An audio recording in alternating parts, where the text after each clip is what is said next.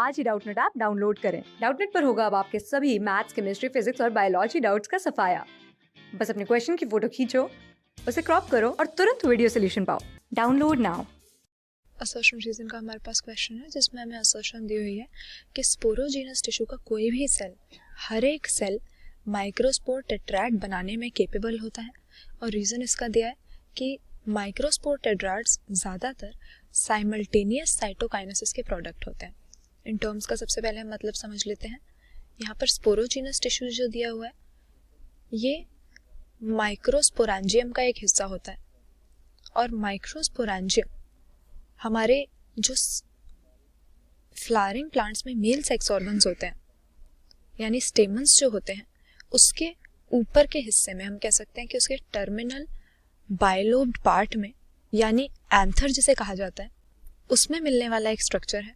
और हर माइक्रोस्पोरेंजियम की जो बीच की जगह होती है उसका सेंटर होता है वो स्पोरोजीनस टिश्यू नाम के सेल्स के एक होमोजीनियस मास से ऑक्यूपाई होता है।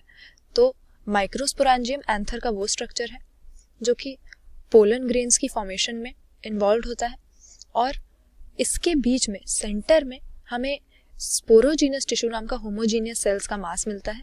इसी टिश्यू में से, इसके सेल्स में से ही माइक्रोस्पोर मदर सेल या पोलन मदर सेल बनेंगे जो आगे जाकर मियोसिस की डिवीजन करके, मियोटिक डिवीजन करके माइक्रोस्पोर टेट्राड्स की फॉर्मेशन करेंगे। माइक्रोस्पोर टेट्राड्स मतलब कि इन्होंने डिप्लॉयड सेल ने जब मियोसिस की तो हमें पता है कि मियोसिस की प्रोसेस से एक सेल से 4 सेल बन जाते हैं और क्रोमोसोम नंबर हाफ हो जाता है।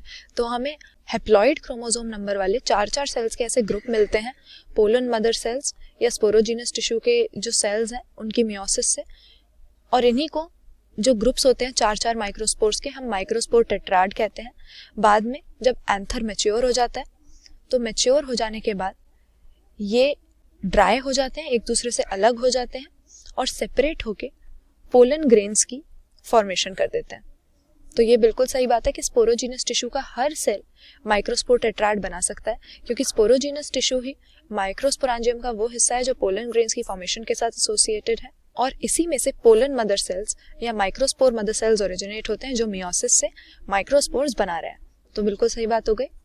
फिर दूसरा हमें दिया है कि ज़्यादातर माइक्रोस्पोर टेट्राड्स जो सबसे ज़्यादा अबंडेंट होते हैं वो साइमल्टेनियस साइटोकाइनेसिस से बनते हैं। अब हमें पता है कि मियोसिस की जो सेल डिवीजन की प्रोसेस है उससे माइक्रोस्पोर्स की फॉर्मेशन हो रही है और सेल डिवीजन को हम 2 पार्ट्स में मेनली डिवाइड कर सकते हैं।